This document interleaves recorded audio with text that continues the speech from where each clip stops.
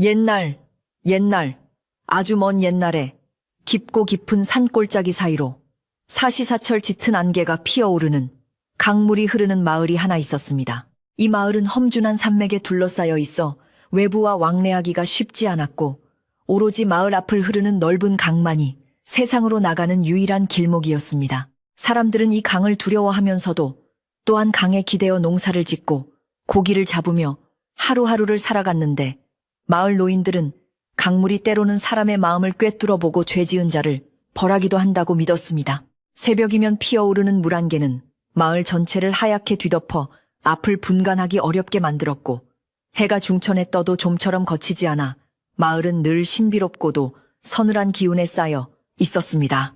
바람이 부는 날이면 강가에 서 있는 갈대들이 서로 몸을 부대끼며 내는 소리가 마치 억울하게 죽은 이들의 속삭임처럼 들린다고 하여 밤이 되면 아이들은 감히 강가 근처에 얼씬도 하지 못했습니다. 이 마을의 강나루에는 서율이라는 이름의 젊은 사공이 살고 있었는데 그는 마을에서 가장 부지런하고 마음씨가 고운 청년으로 소문이 자자했습니다. 서율은 부모님이 일찍 돌아가신 뒤 물려받은 작은 초가집에서 홀로 지내며 매일 아침 누구보다 일찍 일어나 나루터에 나가 배를 닦고 손님을 기다리는 일을 했습니다. 그는 비가 오나 눈이 오나 하루도 거르지 않고 강을 건너야 하는 사람들을 위해 노를 저었으며 돈이 없는 가난한 이들에게는 뱃돈을 받지 않고 그저 따뜻한 미소로 배웅해주곤 했습니다. 그의 굳은 살 박인 손은 거친 물살을 헤치느라 투박해졌지만 그의 눈빛만은 강물에 비친 달빛처럼 맑고 깊어서 보는 사람들의 마음을 편안하게 해주었습니다. 마을 사람들은 그런 서유를 친아들처럼 아끼며 떡이나 과일이 생기면 제일 먼저 나루터로 달려가 건네주곤 했습니다. 하지만 겉보기에 평온해 보이는 서율의 가슴 속에는 아무에게도 말하지 못한 깊은 슬픔과 풀리지 않은 의문이 10년째 묵직한 돌덩이처럼 자리 잡고 있었습니다. 10년 전 그에게는 친형제보다 더 가깝게 지내던 중마고우가 있었는데 어느 날 밤 흔적도 없이 사라져버린 사건이 있었기 때문입니다. 친구는 정의롭고 불의를 보면 참지 못하는 성격이었는데 마을의 도진 일을 도맡아 하다가 억울한 사정이 생겨 관아에 호소하러 간다고 나간 뒤 다시는 돌아오지 않았습니다. 서율은 친구가 떠나던 날 밤 강가까지 배웅을 나갔었고 꼭 좋은 소식을 가지고 돌아오겠다던 친구의 마지막 뒷모습을 아직도 생생하게 기억하고 있었습니다. 그날 이후 서율은 친구가 혹시라도 강을 따라 다시 돌아오지 않을까 하는 마음에 10년이라는 긴 세월 동안 하루도 빠짐없이 강가를 지키며 나루터를 떠나지 못하고 있었던 것입니다. 마을에는 최대감이라 불리는 욕심 많은 원님이 부임해 온 뒤로 사람들의 삶이 점점 더 팍팍해지고 있었는데 서율의 친구가 사라진 시점도 공교롭게 최대감이 마을을 다스리기 시작한 무렵이었습니다. 최대감은 겉으로는 마을의 안녕을 위하는 척했으나 뒤로는 세금을 가혹하게 거두고 자신의 곳간을 채우기에 급급했으며 자신의 뜻을 거스르는 사람은 가차없이 벌을 주어 입을 막았습니다. 마을 사람들은 최대감의 서슬퍼런 위세에 눌려 숨소리조차 크게 내지 못하고 살았고 10년 전 사라진 청년에 대한 이야기도 입 밖에 내는 것을 금기시하며 쉬쉬하고 있었습니다. 서율은 친구의 실종이 최대감과 관련이 있을 것이라는 막연한 의심을 품고 있었지만 확실한 증거가 없고 힘없는 자신이 섣불리 나섰다가는 친구의 억울함조차 밝히지 못할까봐 묵묵히 때를 기다리고 있었습니다. 그러던 어느 해 늦가을 며칠 동안 억수 같은 비가 쏟아지고 거센 바람이 불어닥쳐 강물이 무섭게 불어나는 일이 있었습니다. 하늘은 검은 구름으로 뒤덮여 낮에도 밤처럼 어두웠고 강물은 흙탕물로 변해 거대한 뱀처럼 굽이치며 마을을 삼킬 듯이 위협했습니다. 서율은 밤새 잠을 이루지 못하고 창문 틈으로 들어오는 비바람 소리를 들으며 혹여나 나루터에 묶어둔 배가 떠내려가지 않을까 노심초사하며 뜬 눈으로 밤을 지새웠습니다. 빗줄기가 지붕을 때리는 소리가 마치 누군가 문을 두드리는 소리 같아서 서율은 몇 번이나 방문을 열어보았지만 보이는 것은 칠흑 같은 어둠과 세차게 내리는 빛뿐이었습니다. 그의 마음속에도 10년 전 그날처럼 불안한 기운이 스며들었고 가슴 한구석이 저릿해오는 것을 느끼며 그는 이 비가 그치기만을 간절히 기도했습니다. 드디어 길고 길었던 폭풍우가 지나가고 다음날 새벽이 밝아오자 거짓말처럼 비가 그치고 구름 사이로 희미한 빛이 스며들기 시작했습니다. 서율은 지친 몸을 일으켜 겉옷을 걸쳐 입고 서둘러 밖으로 나왔는데 코끝에 닿는 공기는 차갑고 습했으며 바닥은 질척한 진흙으로 변해 있었습니다. 그는 나루터로 향하는 길목에 쓰러진 나무들을 치우며 조심스럽게 발걸음을 옮겼고 멀리서 들려오는 강물 소리는 평소보다 훨씬 거칠고 웅장하게 들렸습니다. 강가에 도착한 서율은 다행히 배가 무사한 것을 확인하고 안도의 한숨을 내쉬었으나 불어난 물 때문에 나루터 주변이 온통 쓰레기와 나뭇가지들로 어지럽혀져 있는 것을 보고 정리를 시작해야겠다고 마음먹었습니다. 안개는 여전히 자욱하여 강 건너편은 보이지 않았고 오직 발밑에 흙탕물만이 소용돌이치며 흘러가고 있었습니다. 서율이 빗자루를 들고 나루터 주변을 쓸어내던 중 강가 모래톱 끝자락에 무언가 커다란 물체가 떠밀려와 있는 것이 안개 속에서 희미하게 보였습니다. 처음에는 떠내려온 통나무나 짐승의 사체라고 생각했으나 가까이 다가갈수록 그 형체는 점점 사람의 모습과 닮아 있어 서율의 가슴이 철렁 내려앉았습니다. 그는 떨리는 손으로 빗자루를 놓아두고 진흙탕에 발이 빠지는 것도 잊은 채 그 물체를 향해 천천히, 아주 천천히 다가갔습니다. 물체에 가까워질수록 불길한 예감이 온몸을 감쌌고 10년 동안 잊으려 애썼던 기억들이 주마등처럼 스쳐 지나갔습니다. 마침내 그 앞에 섰을 때 서율은 자신의 눈을 의심하며 숨을 멈출 수밖에 없었습니다. 그것은 흙투성이가 된 채 엎드려 있는 사람의 시신이었는데 입고 있는 옷차림이 10년 전 친구가 입고 나갔던 바로 그 옷과 너무나 흡사했던 것입니다. 서율은 떨리는 손을 뻗어 조심스럽게 시신의 어깨를 잡아 돌려 눕혔고 드러난 얼굴을 확인하는 순간 비명조차 지르지 못하고 그 자리에 주저앉고 말았습니다. 강물에 퉁퉁 불고 흙이 묻어 있었지만 그 얼굴은 꿈에서도 잊지 못했던 그리운 친구의 모습이 분명했습니다. 놀라운 것은 10년이라는 세월이 흘렀음에도 불구하고 시신은 마치 어제 죽은 사람처럼 부패하지 않고 생전의 모습을 간직하고 있다는 사실이었습니다. 서율은 친구의 차가운 뺨을 어루만지며 하염없이 눈물을 쏟아냈고 10년 동안 가슴속에 맺혀있던 응어리가 터져나오는 듯 오열했습니다. 친구는 마치 억울한 사연을 전하기 위해 썩지도 못하고 차가운 강물 속을 떠돌다가 비바람이 몰아친 나를 틈타 가장 믿었던 친구인 서율의 곁으로 돌아온 것만 같았습니다. 강물은 아무 말 없이 흐르고 있었지만 서율의 귓가에는 마치 친구가 나 여기 있어 너무 춥고 억울해라고 속삭이는 듯한 환청이 들려왔습니다. 서율은 입고 있던 겉옷을 벗어 친구의 시신을 덮어주며 이 기가 막힌 상황을 어떻게 해야 할지 생각에 잠겼습니다. 관아에 알려야 하는 것이 마땅하지만 지금의 원님인 최대감이 친구의 실종과 관련이 있다면 시신을 관아로 가져가는 것은 친구를 2번 죽이는 일이 될 수도 있다는 생각이 들었습니다. 그러나 이대로 시신을 방치할 수도 없는 노릇이었기에 서율은 우선 마을 사람들의 눈에 띄지 않게 시신을 수습하여 안전한 곳에 숨겨두기로 결심했습니다. 하지만 날이 이미 밝아오고 있었고 곧 강을 건너려는 사람들이 나루터로 모여들 시간이 다가오고 있어 그의 마음은 점점 더 조급해졌습니다. 그때 멀리서 인기척이 들리며 안개를 헤치고 누군가 걸어오는 소리가 들렸는데 그것은 이른 아침부터 강을 건너 장터로 가려는 마을 아낙네들의 발자국 소리였습니다. 서율은 화들짝 놀라 친구의 시신을 근처에 있는 갈대숲 사이로 급히 옮기고 떨리는 마음을 진정시키며 태연한 척 나루터로 돌아와 섰습니다. 아낙네들은 어머서 서방 밤새 비가 많이 왔는데 별일 없었는가? 얼굴이 왜 이리 창백해라며 걱정스러운 듯 물었고 서율은 애써 웃으며 내 밤새 바람소리 때문에 잠을 좀 설쳤습니다. 배는 무사하니 걱정 마십시오라고 대답했습니다. 아낙네들을 배에 태우고 노를 저으면서도 서율의 시선은 자꾸만 갈대숲 쪽으로 향했고 혹시라도 누가 그곳을 볼까봐 심장이 터질 듯이 뛰었습니다.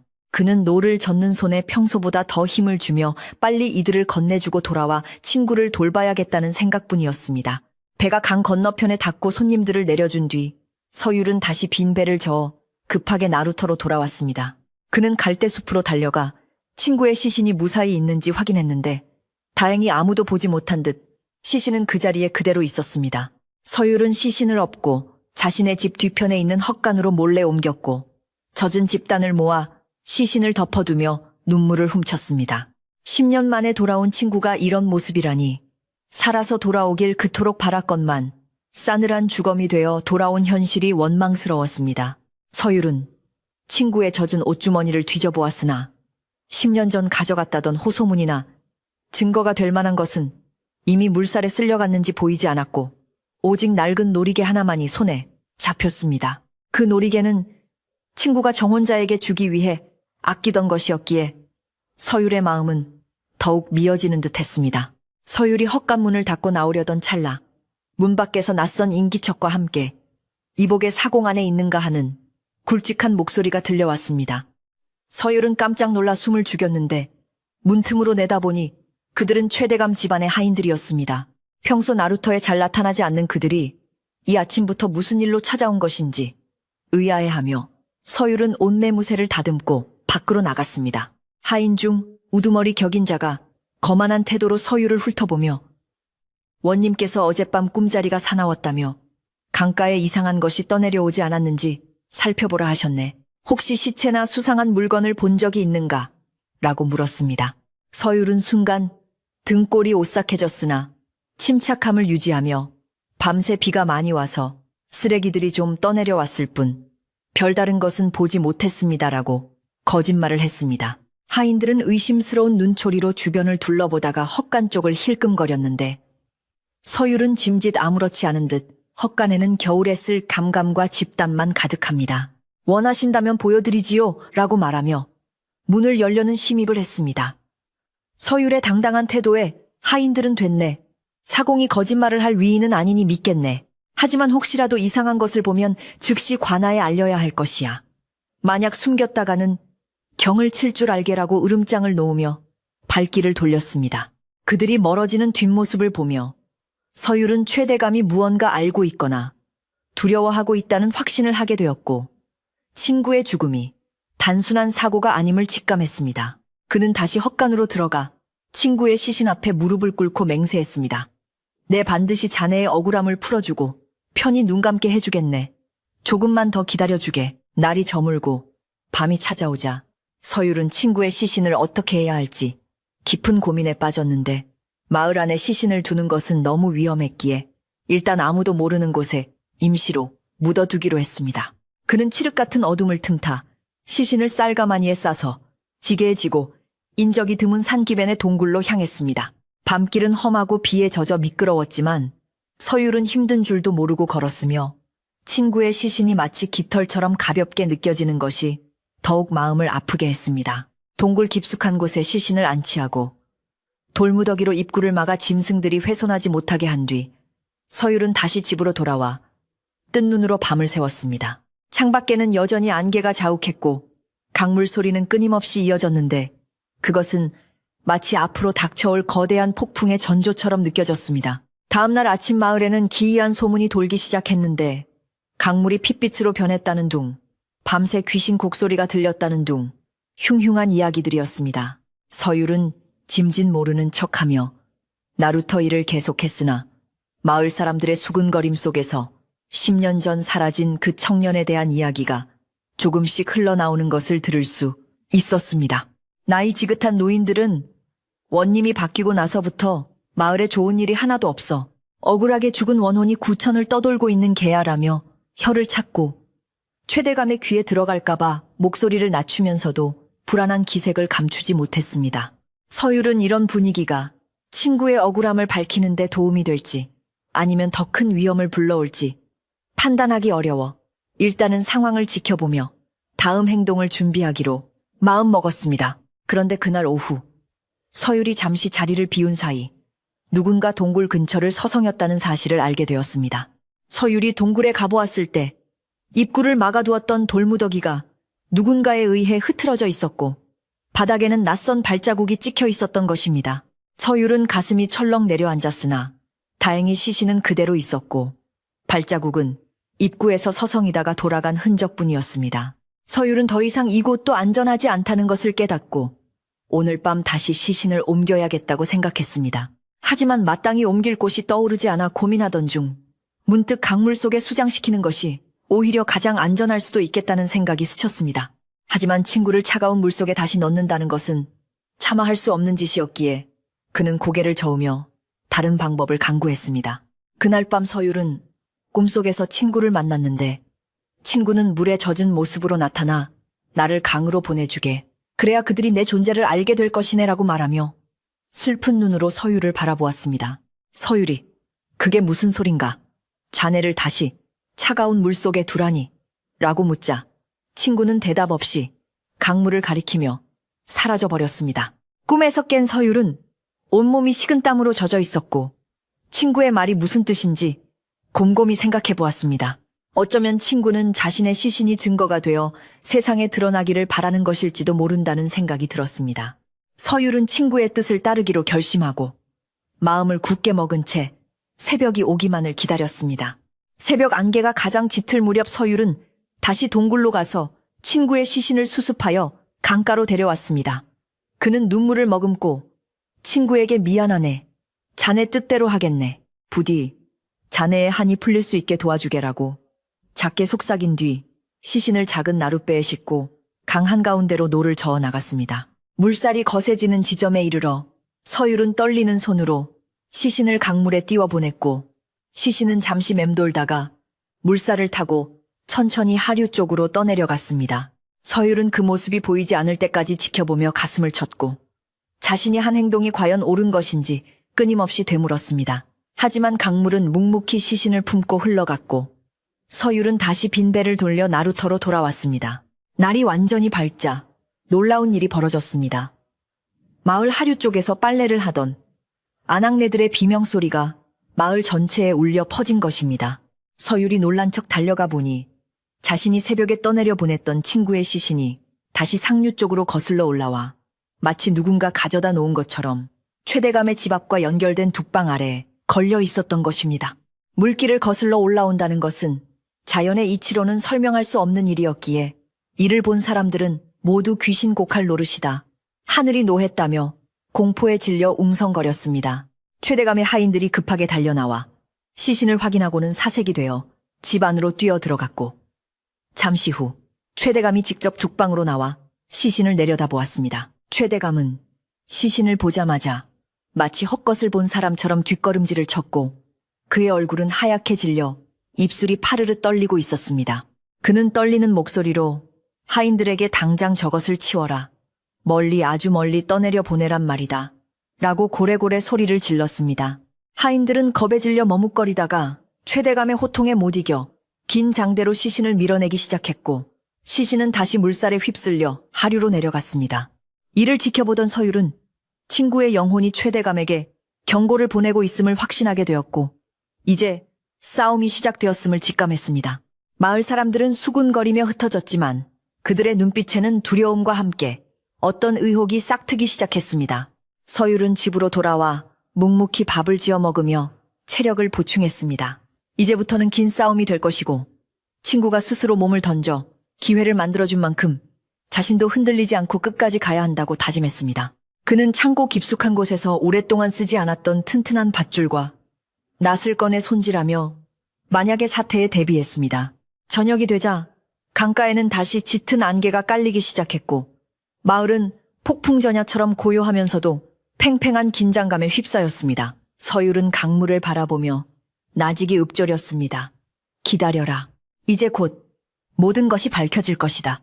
그날 밤 최대감의 집에서는 구판이라도 버리는 듯 요란한 징소리와 북소리가 담장을 넘어 들려왔고 마을 사람들은 방문을 걸어 잠그고 숨을 죽였습니다. 하지만 서율만은 깨어 있었고 그는 어둠 속에서 빛나는 강물을 응시하며 친구가 다시 돌아올 것을, 아니 반드시 돌아와야만 한다는 것을 믿고 기다리고 있었습니다. 강물은 검고 깊었지만 그 속에 감춰진 진실은 이제 막 수면 위로 떠오를 준비를 하고 있었습니다. 밤새도록 최대감의 집에서는 징과 꽹과리 소리가 멈추지 않고 울려 퍼져 마을 사람들의 단잠을 설치게 만들었는데 그것은 단순한 잔치가 아니라 무당을 불러 구슬하는 소리임이 분명했습니다. 10년이라는 세월이 흘러 잊힌 줄 알았던 시신이 물살을 거슬러 올라와 자신의 집 앞에 떡하니 나타났으니 제 아무리 권세 높은 양반이라도 간담이 서늘해지지 않을 수 없었을 것입니다. 마을 사람들은 이불을 머리끝까지 뒤집어 쓰고 그 소리를 외면하려 했으나 바람결에 실려오는 무당의 날카로운 목소리는 마치 원혼을 부르는 주문처럼 귓가를 맴돌았습니다. 서율은 그 소리를 들으며 마루에 걸터 앉아 어두운 강물을 바라보았고 친구의 넋이 저 구판을 보고 얼마나 비웃고 있을지 생각하니 가슴 한 구석이 씁쓸해져 왔습니다. 그는 밤새 뜬 눈으로 강을 지키며 최대감이 또다시 무슨 흉계를 꾸밀지 감시하기 위해 신경을 곤두세웠습니다. 새벽 2시가 넘어가자 요란하던 굿소리가 잦아들고 사방이 쥐 죽은 듯 고요해졌는데 그때 최대감 집 대문이 조용히 열리며 그림자 몇 개가 빠져나오는 것이 보였습니다. 그들은 굵은 동아줄과 멍석을 챙겨들고 강가로 내려왔는데 서율이 몸을 숨기고 지켜보니 낮에 보았던 그 하인들이었습니다. 그들은 주위를 두리번거리며 누가 볼세라 둑방 아래 걸려있던 시신에게 다가갔고 겁에 질린 손길로 시신을 멍석에 말아 배에 싣기 시작했습니다. 하인 중 한 명이 이거 정말 물귀신이 붙은 게 아닐까? 어떻게 강물을 거슬러 올라온단 말이야? 하며 덜덜 떨리는 목소리로 중얼거렸습니다. 다른 하인이 입 다물게 대감마님 귀에 들어가면 우리 목이 달아날 판이야. 시키는 대로 멀리 갖다 버리기나 하자고 라며 그를 다그쳤지만 그들의 행동거지에는 공포가 역력했습니다.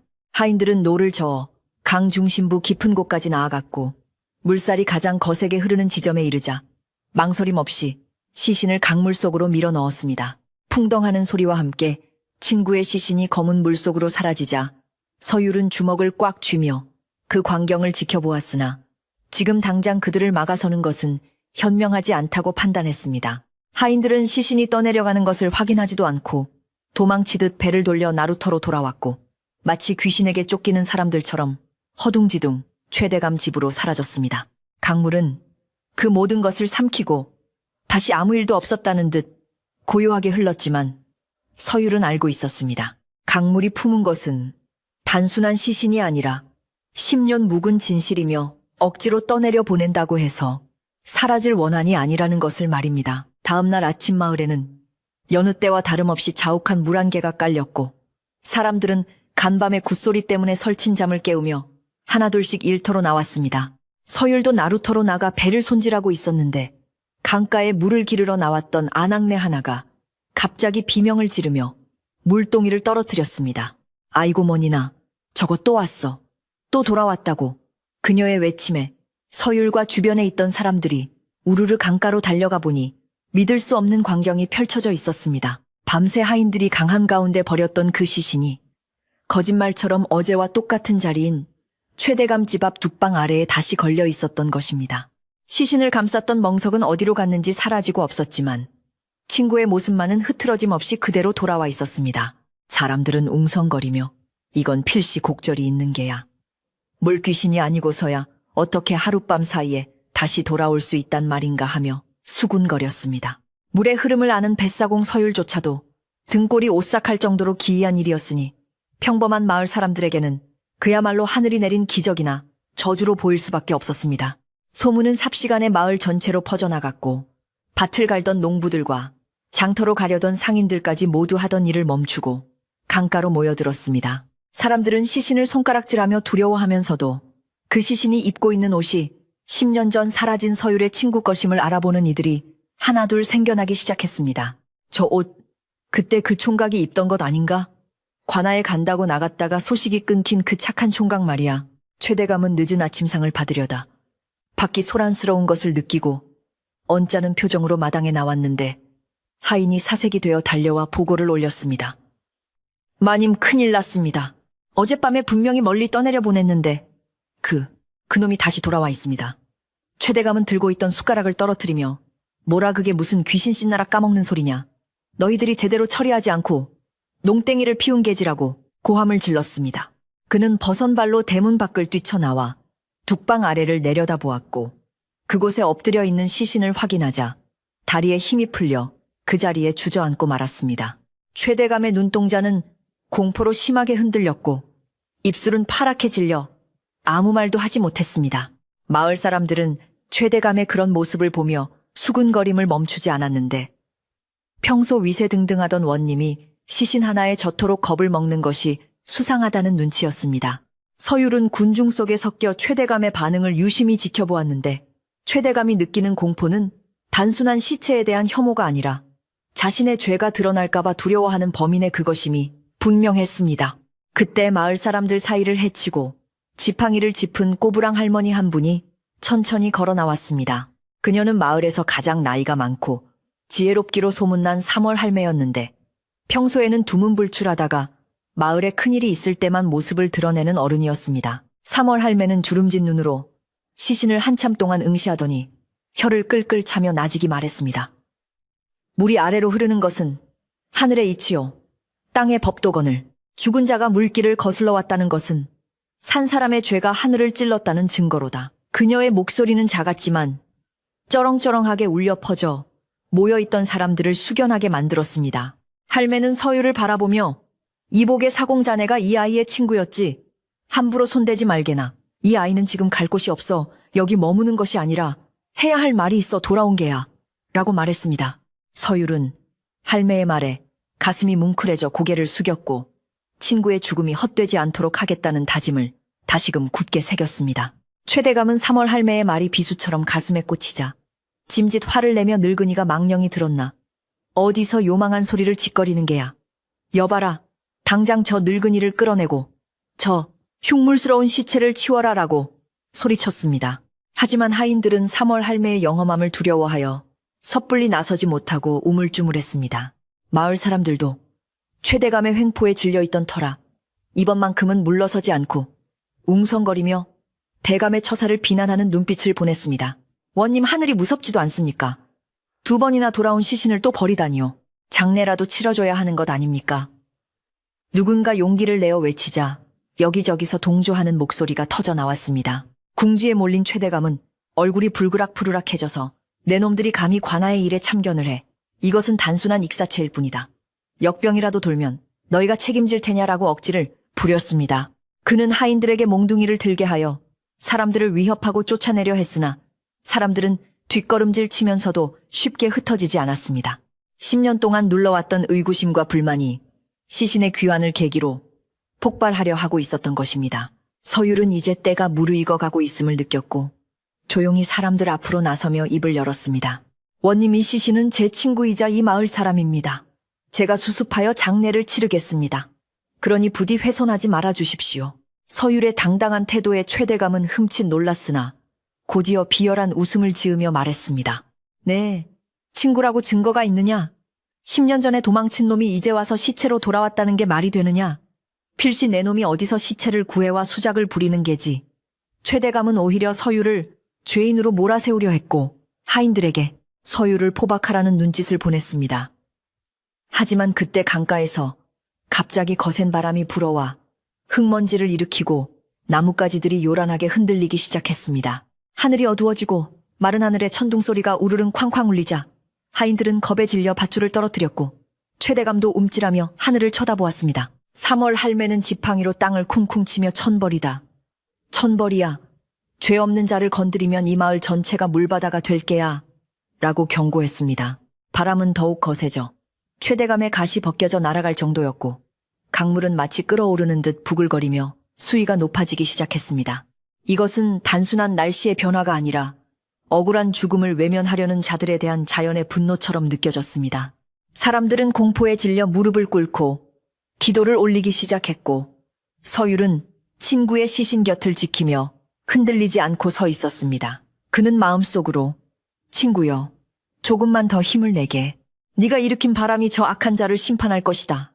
라고 되뇌었습니다. 겁에 질린 최대감은 결국 하인들을 물리고 집 안으로 도망치듯 들어가 버렸고 대문을 굳게 걸어 잠갔습니다. 그는 방 안에 들어와서도 안절부절 못하며 술을 찾았고 덜덜 떨리는 손으로 술잔을 기울였습니다. 아니야, 그럴 리 없어. 그놈은 10년 전에 죽었어. 내가 직접 확인했단 말이다. 그런데 왜 다시 나타난 거야? 최대감은 혼잣말을 중얼거리며 과거의 기억을 떠올리려 애썼지만 공포심 때문에 머릿속이 뒤죽박죽이 되어버렸습니다. 그는 창호지 문에 비친 나뭇가지를 귀신의 손으로 착각하여 비명을 지르기도 하고 바람 소리를 원망 섞인 울음소리로 들어 귀를 틀어막기도 했습니다. 한편 강가에 남은 서율과 마을 사람들은 3월 할매의 지시에 따라 시신 주변에 금줄을 치고 향을 피워 임시로 위로하는 제를 올렸습니다. 비록 시신을 옮기지는 못했지만 사람들의 마음속에는 이미 10년 전 사건에 대한 재조사가 필요하다는 공감대가 형성되고 있었습니다. 아낙네들은 쌀과 과일을 가져와 제사상에 올렸고 노인들은 막걸리를 따르며 젊은 나이에 이게 무슨 변고인고 부디 좋은 곳으로 가시게라며 눈시울을 붉혔습니다. 서율은 친구의 얼굴에 묻은 흙을 닦아주며 그의 차가운 손을 잡고 맹세했습니다. 자네가 왜 돌아왔는지 이제 알겠네. 단순히 묻히고 싶어서가 아니라 진실을 밝히고 싶었던 게야. 내가 반드시 해내겠네. 해가 지고 어둠이 깔리자 마을은 다시 정적에 휩싸였지만 그 고요함은 어제와는 다른 종류의 것이었습니다. 집집마다 켜진 등불 아래에서 사람들은 삼삼오오 모여 낮에 있었던 일에 대해 이야기꽃을 피웠습니다. 그때 북방 공사할 때 말이야. 최대감이 돈을 빼돌렸다는 소문이 있었잖아. 그 총각이 그걸 알고 따지러 갔다가 변을 당한 게 아닐까. 누군가 조심스럽게 의혹을 제기하자 다른 이들도 맞장구를 치며 기억을 더듬기 시작했습니다. 맞아. 그러고 보니 그 총각 사라진 뒤에 공사가 날림으로 끝나서 홍수 날 때마다 물이 넘쳤었지. 최대감은 그 돈으로 기와집을 짓고 논을 샀다는 말도 있었어. 서율은 마을 사람들 사이에서 퍼지는 이 이야기들을 들으며 이제 자신이 나서서 결정적인 증거를 찾아야 할 때가 왔음을 직감했습니다. 친구가 3번이나 돌아온다는 것은 전설 속에서나 듣던 이야기였지만 2번이나 돌아왔으니 3번째도 반드시 있을 것이라는 확신이 들었습니다. 최대감이 오늘 밤 다시 시신을 유기하려 할 것이 분명했기에 서율은 이번에는 그 현장을 덮쳐 증거를 잡거나 아니면 시신이 다시 돌아올 때 그 속에 숨겨진 무언가를 찾아내야만 했습니다. 그는 3월 할매가 넌지시 건네준 죽은 자는 빈손으로 오지 않는다는 말을 곱씹으며 친구의 시신을 다시 한번 꼼꼼히 살펴봐야겠다고 생각했습니다. 밤이 깊어지자 예상대로 최대감의 집 뒷문이 열리고 이번에는 하인들뿐만 아니라 최대감 본인까지 망토를 뒤집어 쓰고 나타났습니다. 그들은 배를 타는 대신 시신의 무거운 바위를 매달아 강물 깊은 곳에 가라앉힐 작정이었습니다. 서율은 숨을 죽이고 그들을 지켜보다가 그들이 시신에 손을 대려는 순간 횃불을 들고 뛰쳐나갈까 고민했습니다. 하지만 하인들의 숫자가 많고 무기를 들고 있었기에 섣불리 나섰다가는 오히려 당할 수도 있었습니다. 서율은 입술을 깨물며 참았고 그들이 시신을 밧줄로 묶어 거대한 바위에 연결하는 것을 지켜보았습니다. 이번에는 절대 못 올라올 것이다. 아주 강바닥에 처박혀버려라. 최대감의 도끼 어린 목소리가 밤 공기를 갈랐습니다. 그들은 힘을 합쳐 시신과 바위를 강물 속으로 밀어넣었고 묵직한 소리와 함께 친구는 다시 한번 차가운 물속으로 사라졌습니다. 최대감은 이제 끝났다. 2 다리 뻗고 잘 수 있겠구나 라며 안도의 한숨을 내쉬고 돌아섰습니다. 서율은 그들이 사라진 뒤 강가로 나와 친구가 잠긴 물 위를 바라보며 눈물을 흘렸습니다. 미안하네. 내가 힘이 없어 또 자네를 차가운 물에 보냈네. 하지만 믿네. 자네는 반드시 다시 돌아올 거야. 그때는 내 목숨을 걸고 자네를 지키겠네. 강물은 서율의 눈물을 받아 흐르며 더욱 깊고 검게 변해갔습니다. 다음 날 새벽 안개는 그 어느 때보다 짙어 한 치 앞도 분간할 수 없었고 강물 소리는 성난 짐승의 울음소리처럼 거칠어졌습니다. 서율은 뜬 눈으로 밤을 새우고 나루터에 서서 강물을 응시하고 있었는데 안개 속에서 무언가 거대한 것이 다가오는 기척이 느껴졌습니다. 그것은 단순히 시신이 떠내려오는 것이 아니라 강물 자체가 거대한 힘으로 무언가를 밀어올리는 듯한 형상이었습니다. 서율의 심장은 터질 듯이 뛰었고 그는 직감적으로 알았습니다. 친구가 3번째로 그리고 마지막으로 돌아오고 있다는 것을 말입니다. 새벽의 여명이 밝아오기도 전 강가에는 마치 천지가 개벽하려는 듯 흉흉한 바람이 몰아치고 있었습니다. 짙은 안개는 붉은 기운을 머금은 채 소용돌이 쳤고 강물은 평소의 흐름과는 달리 거꾸로 솟구치는 듯한 기이한 소리를 내며 울부짖었습니다. 서율은 뜬 눈으로 밤을 새운 채 심장이 터질 듯한 긴장감을 안고 나루터로 향하는 길목에 서 있었습니다. 어젯밤 최대감과 하인들이 그 무거운 바위를 매달아 친구를 강물 깊은 곳에 수장시키는 것을 2 눈으로 똑똑히 보았기에 이성적으로는 시신이 다시 떠오를 수 없다고 생각했습니다. 하지만 그의 가슴 속 깊은 곳에서는 강물이 결코 억울한 죽음을 삼키지 않을 것이라는 설명할 수 없는 확신이 불꽃처럼 타오르고 있었습니다. 발걸음을 옮길 때마다 진흙탕이 발목을 잡았지만 그는 무엇에 홀린 사람처럼 강가로 그 운명의 장소로 다가갔습니다. 강가에 도착한 서율은 눈앞에 펼쳐진 믿을 수 없는 광경에 그만 다리에 힘이 풀려 주저앉고 말았습니다. 거센 물살과 소용돌이 속에서 친구의 시신이 거짓말처럼 또다시 최대감의 집 앞 둑방 아래 모래톱에 올라와 있었던 것입니다. 어젯밤 놈들이 꽁꽁 묶었던 굵은 동아줄은 누군가 예리한 칼로 끊어낸 듯 너덜너덜해져 있었고 시신을 짓누르던 거대한 바위는 온데간데 없이 사라져 있었습니다. 이는 필시 사람의 힘이 아니라 하늘이 돕고 강물이 거부한 기적과도 같은 일이었습니다. 3번이나 버려졌으나 3번 모두 돌아온 친구의 끈질긴 원념이 서율의 가슴을 후벼 팠고 그는 기어서라도 친구에게 다가가야만 했습니다. 차가운 강바람이 서율의 뺨을 때렸지만 그는 추위조차 느끼지 못한 채 오직 친구의 시신을 향해 필사적으로 몸을 움직였습니다. 서율은 떨리는 손으로 친구의 젖은 어깨를 감싸 안으며 10년 만에 만난 친구의 얼굴을 들여다보았습니다. 물에 불고 흙투성이가 된 얼굴이었지만 감겨진 눈매에는 여전히 풀지 못한 한이 서려 있는 듯했습니다. 자네 기어이 돌아왔구만. 저 무거운 돌덩이를 기어코 떨쳐내고 돌아왔어. 서율의 눈에서 뜨거운 눈물이 쏟아져 내려 친구의 차가운 뺨 위로 떨어졌습니다. 그때 문득 3월 할매가 했던 말이 뇌리를 스치고 지나갔습니다. 죽은 자는 빈손으로 오지 않는다. 서율은 퍼뜩 정신을 차리고 친구가 3번이나 돌아와야만 했던 이유가 단순히 시신을 수습받기 위함이 아님을 깨달았습니다. 무언가 전하고 싶은 말이 반드시 남겨야 할 증거가 이 몸 어딘가에 숨겨져 있을 것이라는 생각이 강하게 들었습니다. 그는 조심스럽게 친구의 옷가지들을 하나하나 살피기 시작했습니다. 10년이라는 세월 동안 강물 속을 떠돌았을 터인데 기이하게도 겉옷의 형체는 많이 상했으나 속옷과 안감은 비교적 온전하게 남아 있었습니다. 서율의 손길이 저고리 안쪽 깊은 곳, 가슴팍 즈음에 닿았을 때 손끝에 무언가 딱딱하고 이질적인 느낌이 전해졌습니다. 그것은 헝겊을 여러 겹 덧대어 꿰맨 흔적이었는데 겉보기에는 옷을 기운 자국처럼 보였으나 만져지는 감촉은 분명 속에 무언가를 품고 있었습니다. 서율은 주위를 두리번거려 보는 눈이 없음을 확인한 뒤 품속에서 작은 과도를 꺼내 조심스럽게 실밥을 뜯어내기 시작했습니다. 심장이 쿵쾅거리는 소리가 귓가에 울려 퍼질 정도로 긴장되는 순간이었습니다. 실밥이 뜯어지고 안감이 벌어지자 그 속에서 기름 먹인 가죽으로 꼼꼼하게 싸맨 작은 꾸러미가 나왔습니다. 물이 스며들지 않도록 몇 번이나 밀랍을 바르고 가죽으로 감싼 덕분에 10년의 세월과 강물의 침식 속에서도 그 내용물은 기적적으로 보존되어 있었습니다. 서율은 떨리는 손으로 가죽끈을 풀고 조심스럽게 내용물을 꺼냈습니다. 그것은 낡은 종이 뭉치였는데 먹물로 쓴 글씨들이 아직 선명하게 남아 있었습니다. 서율은 흐릿한 새벽빛에 의지하여 종이에 적힌 글들을 읽어내려갔고 읽으면 읽을수록 그의 손은 분노로 부들부들 떨리기 시작했습니다. 그것은 단순한 편지가 아니라 10년 전 제방공사 당시의 자재장부와 최 대감이 빼돌린 금액이 상세하게 적힌 비망록이었습니다.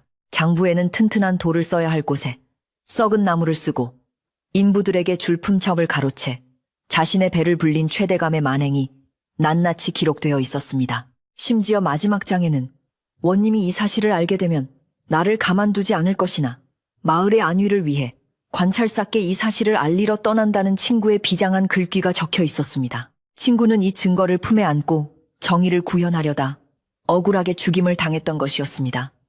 서율은 하늘을 우러러 탄식했습니다. 아, 자네는 이 종이 조각 하나를 지키기 위해 그 차가운 강물 속에서 10년을 버텼단 말인가. 친구의 희생과 집념의 서율은 가슴이 미어지는 고통과 함께 이제는 자신이 이 일을 마무리 지어야 한다는 서슬퍼런 결의를 다졌습니다. 해가 완전히 떠오르자 마을 사람들 사이에서도 시신이 3번째로 돌아왔다는 소문이 삽시간에 퍼져나갔습니다. 이번에는 누구도 쉬쉬하지 않았고 남녀노소 할 것 없이 강가로 몰려들었습니다. 3번이라니 이건 사람이 할 수 있는 일이 아니야. 부처님도 돌아앉으실 기적이로다. 사람들은 시신을 애워싸고 웅성거리며 두려움을 넘어 경외감마저 느끼는 듯했습니다. 어제까지만 해도 최대감의 눈치를 보며 몸을 사리던 사람들도 이제는 분노를 감추지 않았습니다. 돌을 매달아 버렸다며 그런데도 돌아왔어. 이건 하늘이 최대감을 벌하려는 징조야. 사람들의 목소리는 점점 커져갔고 그동안 쌓였던 억울함과 분노가 본물 터지듯 터져 나오기 시작했습니다. 이 소식은 곧장 최대감의 귀에도 들어갔습니다. 밤새 악몽에 시달리다 늦게 일어난 최대감은 세수도 하지 못한 채 헝클어진 머리로 보고를 들었습니다. 뭐라고 또 돌아왔단 말이냐? 최대감은 믿을 수 없다는 듯 소리를 질렀지만 그의 목소리에는 이미 힘이 빠져 있었습니다. 그는 방바닥에 주저앉으며 헛웃음을 흘렸습니다. 허허, 그놈이 그 독한 놈이 죽어서도 나를 물고 늘어지는구나. 바위까지 매달았는데 어찌? 최대감의 눈동자는 초점을 잃고 흔들렸고 눈앞에 헛것이 보이기 시작했습니다. 방 안 구석에서 물이 뚝뚝 떨어지는 소리가 들리는가 하면 벽에서 시퍼런 강물이 스며 나오는 듯한 환각에 시달렸습니다. 최대감은 급히 하인들을 불렀지만 하인들조차 겁에 질려 대감의 방에 들어오기를 꺼렸습니다. 가까스로 들어온 하인 하나가 만인마을 사람들 분위기가 심상치 않습니다. 다들 강가로 모여들고 있고 그 사공놈이 무언가를 찾아내어 사람들에게 보여주고 있다고 합니다. 라고 보고했습니다. 그 말을 들은 최대감은 사색이 되어 벌떡 일어났습니다. 무언가를 찾아내 그럴 리가 없어. 그놈 몸에는 아무것도 없었단 말이다. 최대감은 10년 전 친구를 살해하고 강에 던지기 전에 몸을 뒤졌던 기억을 떠올리려 애썼지만 공포심 때문에 기억이 뒤죽박죽 엉켜버렸습니다. 그는 자신의 죄가 낱낱이 밝혀질지도 모른다는 극심한 불안감에 손톱을 물어뜯으며 방 안을 서성였습니다. 한편 강가에서는 서율이 마을의 어른들과 촌장 앞에서 친구가 남긴 증거물을 공개하고 있었습니다. 기름 종이에 쌓여있던 장부를 펼쳐 보이자 글을 읽을 줄 아는 촌장의 얼굴이 흑빛으로 변했습니다. 이럴 수가 우리가 낸 세금이 다 대감의 뒷주머니로 들어갔단 말인가. 그래서 매년 홍수가 나고 둑이 터졌던 게야. 촌장의 떨리는 목소리에 주변에 있던 사람들이 동요하기 시작했습니다. 그게 무슨 소리요? 우리 아들이 죽은 것도 둑이 터져서가 아니라 부실공사 때문이었단 말이오. 억울하게 가족을 잃었던 사람들이 울분을 토하며 앞으로 나섰습니다. 서율은 그들을 진정시키며 단호하게 말했습니다. 이제 모든 것이 명백해졌습니다. 제 친구는 이 사실을 밝히려다 억울하게 죽임을 당했습니다. 우리가 나서서 그 한을 풀어줘야 합니다. 그때 마을 어귀에서 3월 할매가 지팡이를 짚고 나타났습니다. 할매는 군중을 헤치고 들어와 서율 앞에 섰습니다. 자네가 해냈구먼. 죽은 자가 말을 할 수 없으니 산자가 대신해야지. 할매는 지팡이로 땅을 쿵 찍으며 사람들을 향해 외쳤습니다. 들으시오. 강물이 3번이나 시신을 뱉어낸 것은 우리더러 보라는 뜻이오. 이제 더 이상 숨죽이고 살지 마시오. 죄 지은 자는 벌을 받고 억울한 자는 위로를 받아야 마땅한 법이오. 할매의 일갈에 사람들의 눈빛이 달라졌습니다. 두려움은 용기로 바뀌었고 체념은 분노로 타올랐습니다. 쟁기와 태미를 든 농부들, 방망이를 든 아낙네들이 하나둘씩 서율의 뒤로 모여들었습니다. 서율은 친구의 시신을 깨끗한 고미불로 덮어주며 나지막이 속삭였습니다. 이제 가세. 자네가 그토록 가고 싶어 했던 곳으로 자네의 억울함을 온 세상에 알리러 가세. 그는 친구의 시신을 상여 대신 나무 판자 위에 누이고 마을 청년들과 함께 조심스럽게 들어올렸습니다. 상역군도 만장도 없는 초라한 행렬이었지만 그 뒤를 따르는 마을 사람들의 기세는 그 어떤 왕의 행차보다도 장엄하고 비장했습니다.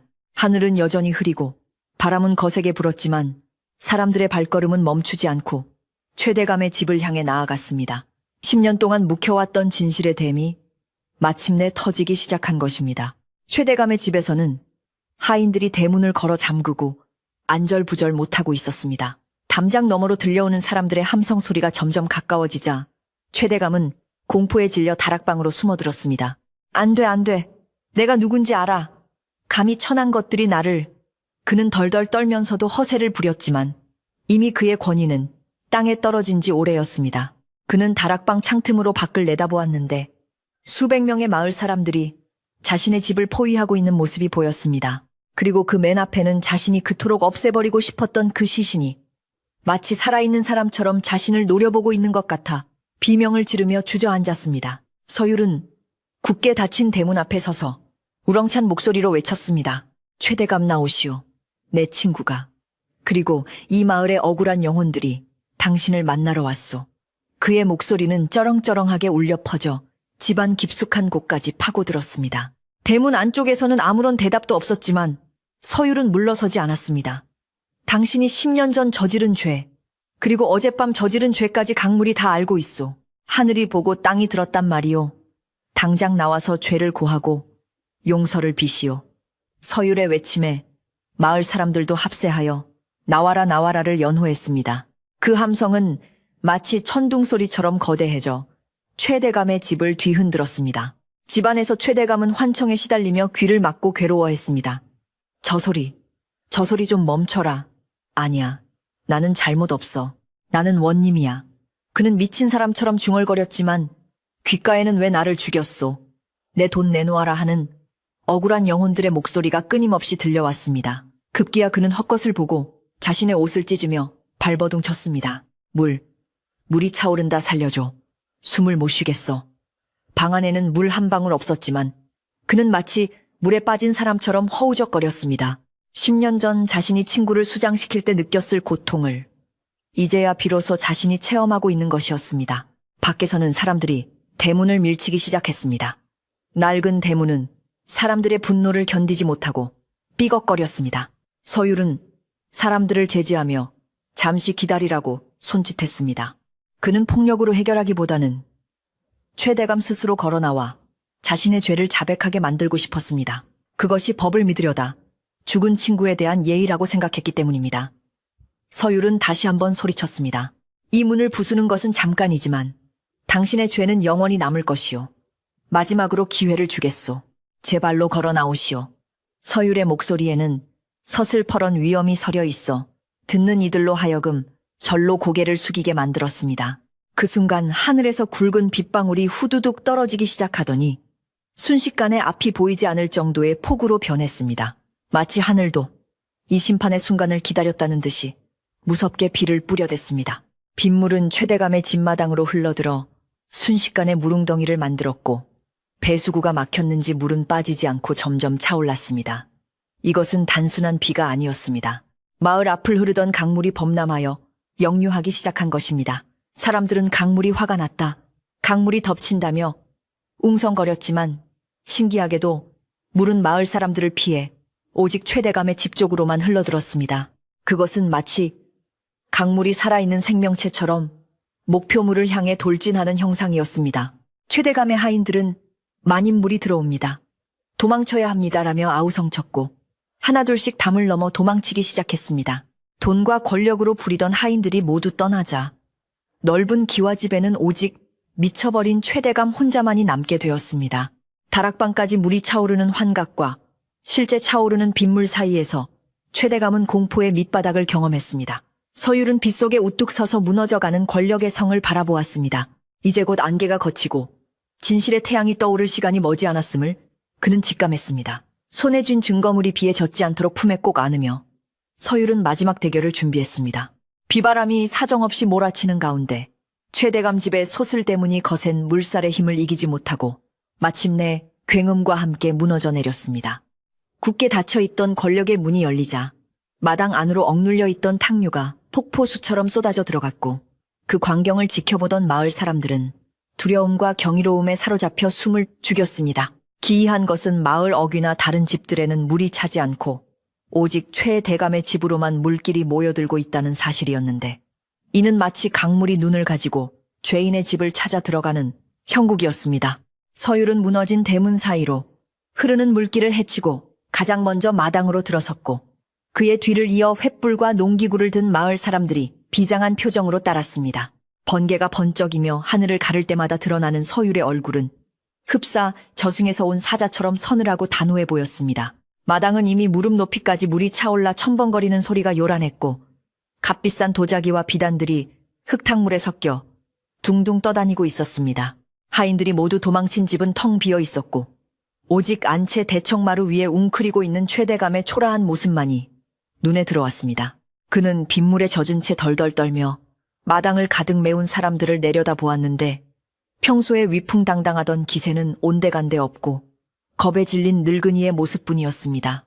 서율은 친구의 시신이 뉘어진 나무 판자를 마당 한가운데 비가 닿지 않는 처마 밑 안전한 곳에 내려놓았습니다. 그러자 신기하게도 거세게 몰아치던 비바람이 잠시 잦아들며 마치 죽은 친구가 이 상황을 지켜보고 있다는 듯한 고요함이 감돌았습니다. 서율은 품속에서 젖지 않게 보관해온 기름종이 뭉치를 꺼내어 최대감의 눈앞에 들어보이며 천둥 같은 목소리로 외쳤습니다. 최대감이 물건을 알아보겠소. 10년 전 당신이 강물에 던져버린 내 친구가 목숨을 걸고 지켜낸 것이오. 최대감은 그 물건을 보자마자 벼락을 맞은 듯 몸을 움찔거렸고 눈동자가 심하게 흔들렸습니다. 서율은 멈추지 않고 계속해서 말을 이었습니다. 이 장부에는 당신이 북방 공사비를 빼돌려 착복한 내역과 부실 공사로 인해 마을 사람들이 겪어야 했던 홍수 피해의 원인이 낱낱이 적혀 있소. 당신의 탐욕 때문에 내 친구는 죽어야 했고 마을 사람들은 해마다 물난리를 겪어야 했단 말이오. 서율의 폭로가 이어지자 뒤에 서 있던 마을 사람들 사이에서 탄식과 분노가 터져나왔습니다. 아이고, 세상에 우리가 겪은 그 난리가 다 인재였다니. 내 자식이 물에 떠내려간 것도 다 저놈 때문이었어. 사람들의 웅성거림은 곧 거대한 함성으로 변해 최대감을 압박했습니다. 최대감은 아니다, 모함이다, 저놈이 조작한 것이다 라고 악을 쓰며 발버둥 쳤지만 이미 대청마루까지 차오른 물이 그의 발목을 적시기 시작했습니다. 물은 마치 살아있는 뱀처럼 최대감의 몸을 감고 올라오려 했고 그는 공포에 질려 뒷걸음질치다 기둥을 붙잡고 주저앉았습니다. 더 이상 도망칠 곳도 숨을 곳도 없는 막다른 골목에 몰린 쥐꼬리였습니다. 그때 마을의 최고 어른인 3월 할매가 지팡이로 마루바닥을 쿵 찍으며 앞으로 나섰습니다. 그녀의 주름진 얼굴에는 서리빨 같은 엄격함이 서려 있었고 굽은 등은 어느 때보다 꼿꼿하게 펴져 있었습니다. 이복의 최대감 하늘이 무섭지도 않은가. 강물이 3번이나 시신을 돌려보낸 것은 자네에게 마지막으로 참회할 기회를 준 것이네. 지금이라도 늦지 않았으니 죄를 고하고 용서를 빌게나. 할매의 목소리는 낮았지만 빗소리를 뚫고 최대감의 귓가에 정확히 꽂혔습니다. 최대감은 할매의 눈빛을 피하며 고개를 돌렸지만 그곳에는 원망 어린 눈으로 자신을 노려보는 수많은 마을 사람들의 시선이 기다리고 있었습니다. 하지만 최대감은 끝까지 자신의 죄를 인정하려 하지 않았습니다. 그는 떨리는 손으로 가슴을 치며 억지 주장을 폈습니다. 나는 나라에서 임명한 원님이야. 너희 천한 것들이 감히 나를 심판하려 들다니 관아에 알려 모두 옥살이를 시킬 테다. 그의 말이 끝나기도 전에 갑자기 하늘에서 꽈르릉 하는 천둥 소리가 울리며 대청마루 옆에 있던 오래된 회화나무 가지가 부러져 지붕 위로 떨어졌습니다. 와장창 하는 소리와 함께 기와가 부서져 내렸고 놀란 최대감은 비명을 지르며 바닥에 납작 엎드렸습니다. 자연조차 그의 오만함을 용서치 않겠다는 듯 위협하고 있었습니다. 서율은 한 발짝 더 다가가 친구의 시신을 가리키며 말했습니다. 보시오. 당신이 죽인 사람이 여기 와 있소. 10년 동안 차가운 강물 속에서 당신이 자백하기만을 기다렸단 말이오. 지금 이 순간에도 당신 눈에는 보이지 않소. 내 친구가 당신 곁에 서 있는 것이. 서율의 말은 최대감의 공포심을 극도로 자극했습니다. 최대감의 눈에는 실제로 헛것이 보이기 시작했는데 물에 젖은 친구의 형상이 자신에게 다가와 손을 뻗는 환각이었습니다. 오지마. 저리 가. 내가 밀었어. 그래. 내가 그랬다고. 최대감은 허공을 향해 손을 휘저으며 마침내 비명을 지르듯 자백을 토해냈습니다. 마당에 모인 사람들은 일순간 침묵했습니다. 최대감 입에서 직접 나온 자백은 그 어떤 증거보다 확실한 것이었습니다. 최대감은 넋이 나간 사람처럼 중얼거렸습니다. 장부를 가지고 관찰사에게 간다길래 어쩔 수 없었어. 둑방 위에서 말다툼하다가 그냥 밀어버렸어. 돌을 매달아 버리면 영영 안 떠오를 줄 알았는데. 그는 머리를 감싸쥐고 오열하며 바닥을 기었습니다. 잘못했네. 제발 저 귀신 좀 치워주게. 물 좀 빠지게 해주게. 내가 다 내놓겠네. 재산도 벼슬도 다 내놓을 테니 제발 살려만 주게. 그의 비굴한 애원은 빗소리에 섞여 처량하게 흩어졌습니다. 최대감의 자백이 끝나자마자 거짓말처럼 하늘을 뒤덮고 있던 먹구름이 서서히 걷히기 시작했습니다. 억수같이 쏟아지던 비는 보슬비로 바뀌었고 마당을 가득 채웠던 물도 순식간에 하수구로 빠져나가 수위가 낮아졌습니다. 마을 사람들은 이 기이한 현상을 보며 다시 한번 탄성을 질렀습니다. 하늘이 들으셨다. 억울함이 풀리니 비가 그치는구나.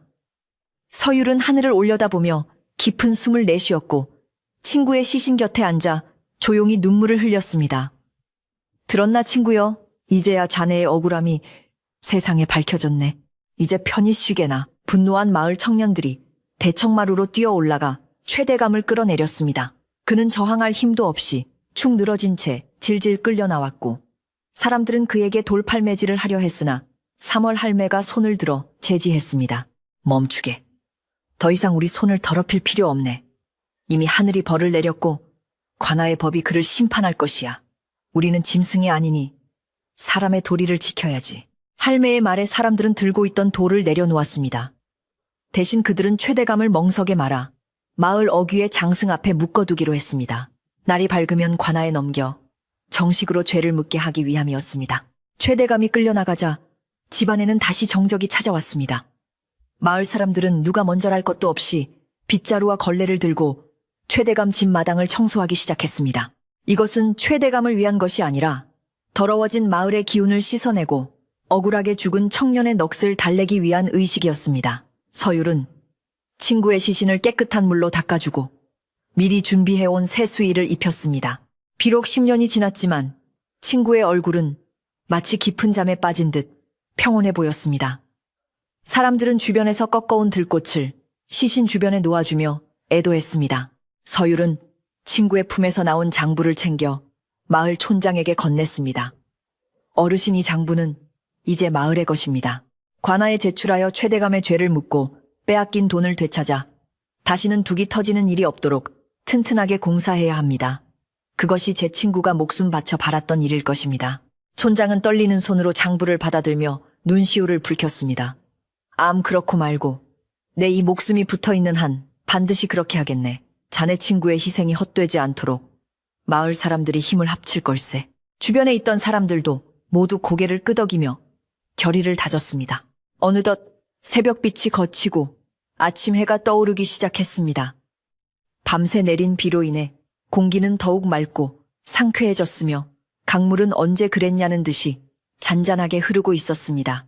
안개도 거쳐 강 건너편 산자락이 선명하게 보였는데 그 풍경이 마치 새날이 밝았음을 알리는 듯 했습니다. 서율은 친구의 시신을 양지 바른 곳으로 옮기기 위해 준비를 서둘렀습니다. 이제는 차가운 강물이 아닌 따뜻한 흙으로 돌아가야 할 시간이었습니다. 마을 사람들은 모두 나서서 상여를 꾸미고 누가 시키지 않아도 만장을 만들어 뒤를 따를 준비를 했습니다. 그날 오후 마을 사람들은 최대감의 집 곳간을 열어 쌀과 곡식을 꺼냈습니다. 촌장의 지시 아래 그동안 최대감이 착복했던 곡식들을 마을 사람들에게 골고루 나누어주는 작업이 시작되었습니다. 이건 댁내가 굶어가며 낸 세금이니 도로 가져가시오. 이건 홍수에 떠내려간 집 수리비로 쓰시오. 사람들은 되찾은 곡식을 받아들고 눈물을 글썽였습니다. 단순히 배를 채우는 쌀이 아니라 잃어버렸던 정의와 자존심을 되찾은 기분이었습니다. 서율은 그 모습을 흐뭇하게 바라보며 친구가 하늘에서 이 광경을 보고 기뻐할 것이라 생각했습니다. 마을의 아낙네들은 큰 가마솥을 걸고 밥을 짓기 시작했습니다. 그동안 마음고생하느라 제대로 먹지 못한 사람들과 큰일을 치르느라 지친 서율을 위해 마을 잔치를 준비하는 것이었습니다. 고소한 밥 냄새와 국 끓는 냄새가 마을 전체에 퍼지자 흉흉했던 분위기는 사라지고 따뜻한 활기가 돌기 시작했습니다. 아이들은 뛰어다니며 웃음꽃을 피웠고 어른들은 삼삼오오 모여 앉아 서로를 위로했습니다. 서율은 오랜만에 느끼는 평온함 속에서 비로소 긴장이 풀리며 몸이 노곤해짐을 느꼈습니다. 해가 뉘엿뉘엿 저물어갈 무렵 관아에서 파견된 포졸들이 마을에 도착했습니다. 소문을 듣고 달려온 그들은 장승 앞에 묶여있는 최대감을 인계받았고 촌장이 건넨 장부를 확인한 뒤 고개를 끄덕였습니다. 이토록 명백한 증거가 있으니 중형을 면치 못할 것입니다. 그동안 고초가 많으셨습니다. 포졸 대장이 서율의 어깨를 두드리며 위로의 말을 건넸습니다. 최대감은 포승줄에 묶여 끌려가면서도 고개를 들지 못했고 마을 사람들은 그 뒷모습을 보며 혀를 찼습니다. 악인이 사라진 마을에는 진정한 평화가 찾아왔습니다. 모든 소란이 정리된 후 서율은 친구의 시신을 모신 빈소로 돌아와 향을 피웠습니다. 이제 다 끝났네. 놈은 죗값을 치르러 갔고 마을은 평온을 되찾았어. 자네가 해낸 걸세. 서율의 목소리는 차분했지만 깊은 울림이 있었습니다. 촛불이 은은하게 타오르는 가운데 서율은 친구와 단둘이 마지막 밤을 보내며 지난 10년간 못다한 이야기를 속삭였습니다. 밖에서는 풀벌레 소리가 들려왔고 강물 소리는 자장가처럼 부드럽게 들려왔습니다. 이튿날 아침, 거짓말처럼 맑고 투명한 햇살이 마을 전체를 따스하게 감싸 안으며 밝아왔습니다. 지난밤의 폭우와 소란이 마치 꿈이었던 것처럼 하늘은 티 없이 파랗고 높았으며 강물은 밤새 흙탕물을 모두 씻어내고 다시금 은비늘처럼 반짝이며 유유히 흐르고 있었습니다. 최대감이 끌려간 뒤 마을을 짓누르던 무거운 기운이 씻은 듯이 사라졌고 사람들의 표정에도 오랜만에 진정한 평온과 생기가 돌기 시작했습니다. 서율은 이른 새벽부터 일어나 깨끗한 옷으로 갈아입고 친구를 마지막으로 보내줄 준비를 하며 마당을 쓸었는데 비온 뒤의 흙냄새와 풀내음이 코끝을 스치며 그의 마음을 차분하게 가라앉혀 주었습니다. 이제는 더 이상 친구를 차가운 강물이나 어두운 동굴에 숨길 필요가 없다는 사실이 그를 안도하게 만들었습니다. 마을 사람들은 누가 먼저랄 것도 없이 서율의 집으로 모여들어 친구의 장례를 도왔는데 그 손길 하나하나에 정성과 미안함이 담겨 있었습니다. 억울하게 죽어 10년이나 구천을 떠돌았던 청년을 위해 마을의 목수들은 가장 좋은 소나무를 베어 튼튼하고 결 고운 관을 짰고 아낙네들은 밤새 정성껏 지은 명주 수의를 가져와 입혀주었습니다. 상여를 꾸미는 손길도 분주했는데 알록달록한 종이꽃을 달고 만장을 쓴 깃발들이 바람에 나부끼며 친구의 마지막 가는 길을 화려하게 장식해 주었습니다. 서율은 친구의 굳은 살 박인 손을 한 번 더 꼭 잡아보며 이제는 차가운 물속이 아닌 따뜻한 양진역에서 편히 쉴 수 있기를 마음속 깊이 빌었습니다. 장례 행렬은 마을 어귀를 돌아 강이 내려다 보이는 양지바른 언덕으로 향했는데 그 뒤를 따르는 마을 사람들의 줄이 끝이 보이지 않을 정도로 길게 이어졌습니다. 상두꾼이 구슬픈 목소리로 이제 가면 언제 오나 어이야, 디야 하며 소리를 매기면 뒤따르는 사람들은 눈물을 훔치며 후렴을 받았지만 그 울음은 슬픔이라기보다는 맺힌 한을 풀러 보내는 후련함에 가까웠습니다. 서율은 상주가 되어 친구의 영정 대신 그가 남긴 낡은 놀이개를 들고 앞장섰고 그의 발걸음은 그 어느 때보다 무겁지만 동시에 깃털처럼 가볍기도 했습니다.